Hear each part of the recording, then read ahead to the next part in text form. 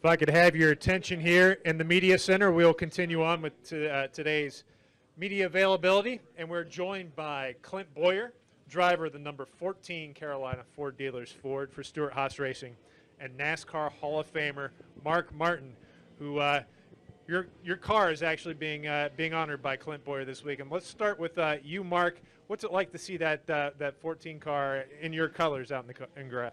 Man, it is really, really cool. It was so amazing when they pulled the cover off of it at the NASCAR Hall of Fame.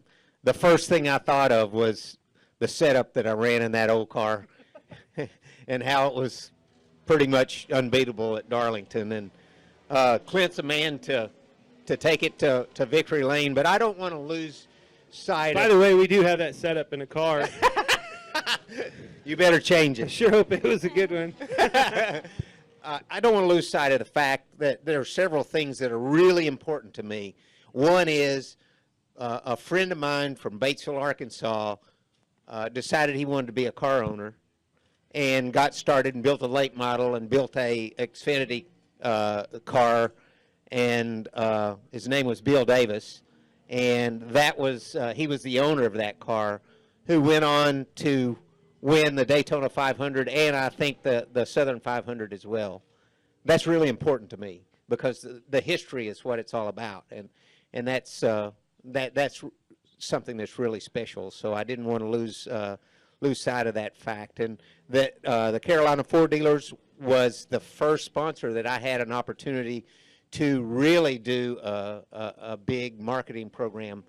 So I got a lot of experience doing TV and radio spots for the Carolina Ford Dealers, and that really makes it cool to be on Clint's car. And then thirdly, I finished the last 13 or so races of my career in the 14 car, subbing for Tony Stewart. So this makes it all pretty cool. And lastly, Clint Bowyer is one of the oldest school and coolest dudes in NASCAR today. So it's pretty neat. Well, Clint, you're sitting next to one of the coolest guys ever to get behind the wheel. How cool of an opportunity is this for you to be able to pay tribute to Mark? Well, I think that's just it. That's what's so special about this weekend in Darlington is being able to pay tribute to all of our heroes that paved our way for all of us to have this opportunity. Mark Martin, a teammate of mine back in 2012, one of the neatest things that ever happened in my career. And then just his story, from that Midwestern kid that grew up, beating up and down the road, making a name for himself out there in those late models that he just spoke about, the ASA series, and then making the most of those opportunities and becoming a legend of this sport and a Hall of Famer. So to be able to pay tribute to him means a lot to me personally. Awesome. We'll open the floor up for questions. We'll get a wireless mic to you. We're going to start up front here with Claire, then we'll go to Bob, and then to Caleb.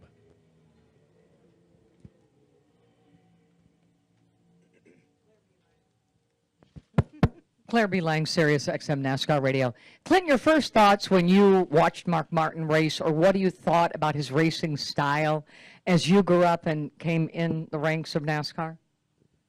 Well, it's kind of that old thing. You see a guy race that aggressive, you think he's going to be, get out and be a grizzly bear, and this little guy gets out, and you're like, man, he sure drives like a grizzly bear. That's the way he's always been. He attacks. Any racetrack that you put him on, he gets everything there is to get out of a race car, and always has. I think his work ethic and everything about him, is what makes him so unique and special and stand out amongst the rest over the years. We'll go to Bob, then to Caleb, then to Hill. Bob Hockers, ESPN. For both, we talk about throwback weekend this whole time.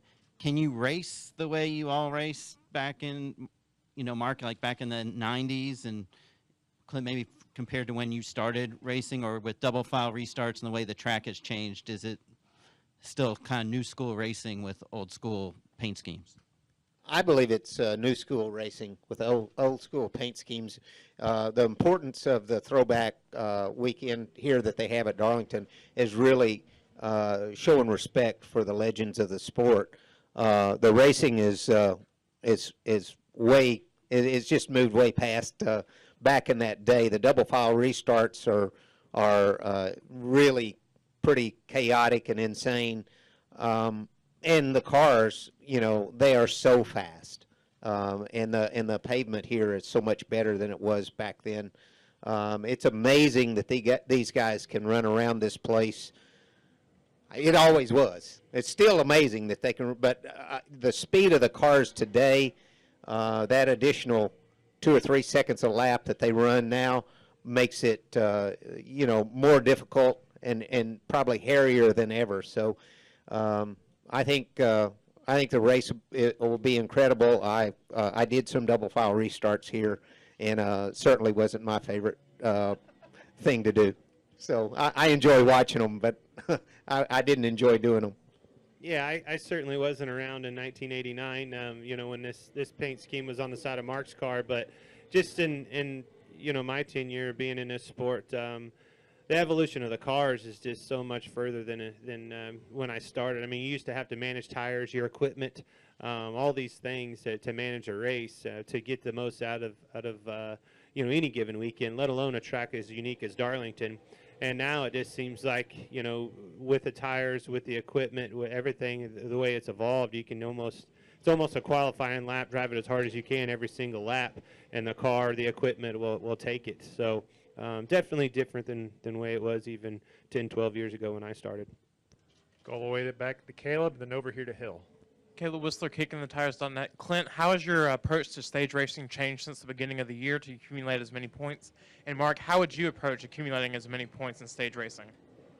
Well, we just talked about, as I was speaking about managing a race and doing everything you can do to be there when the pay window opens at the end. A little of that goes by the wayside with these stage points. They're very important, as we've seen all season long. As we're going to see as soon as the playoffs start, even furthermore, when Truex has pretty much got a free ride to the championship, or an opportunity. So, they're very important. They're alive. They're real. We feel it each and every week and each and every stage. You're going and taking it every chance you can, every strategy call or anything else to try to get those points. I love stage racing. I think that my team and I would have enjoyed the strategy to try to maximize our points if we would have been able to race under that situation when I raced. I love watching it because it's interesting to see who decides to give up points at the end of stage one to try to gain some on stage two. The strategies that unfold are completely different than one continuous race. We all know that, but that adds so much interest and brings the spotlight a little bit more toward the crew chiefs and the strategies as well as the drivers. The racing for those stage finishes has been fantastic. And I just that's one of my favorite changes that have been made to the series that I can recall in any time recently. Go over to your right here to Hill. Hey, Clint, Hill Overton, WIXC Radio. We all know that it's very important to make the playoffs if you possibly can. While two of your teammates are already in and you're right on, just barely on the outside looking in points-wise, you could still make it realistically with points, but more importantly, I think a win would be the thing. Have they gone to any extra measures at SHR to get that car just a little bit fine-tuned, a little more than in the past? And also, final question, will you be asking Mr. Mark for some important tips and pointers here for Sunday? Well, I mean, certainly we need to be leading more laps as a group at SHR and knocking on the door to more wins. I mean, obviously we've gotten close a few times with some second places, but that's the first loser. We've got to be able to seal the deal. And what did you do?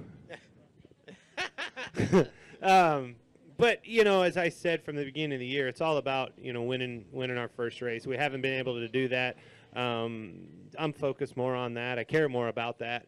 You know, obviously having a chance to win a championship and everything else. But for me, I need to win, you know, to be able to solidify myself as a contender. But we need to be leading laps. We need to be doing that the right way. I don't want to back into it on a fuel mileage deal, lucky situation, you know, a situational thing. I want to be able to say, to have those announcers talking about me all day long and carry that through to the end of the night.